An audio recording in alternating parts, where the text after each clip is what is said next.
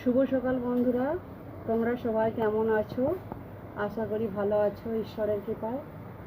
আজকে শ্রাবণ মাসের প্রথম সোমবার, তাই আমি সকাল সকাল স্নান সেরে পুজো সেরে নিয়েছি।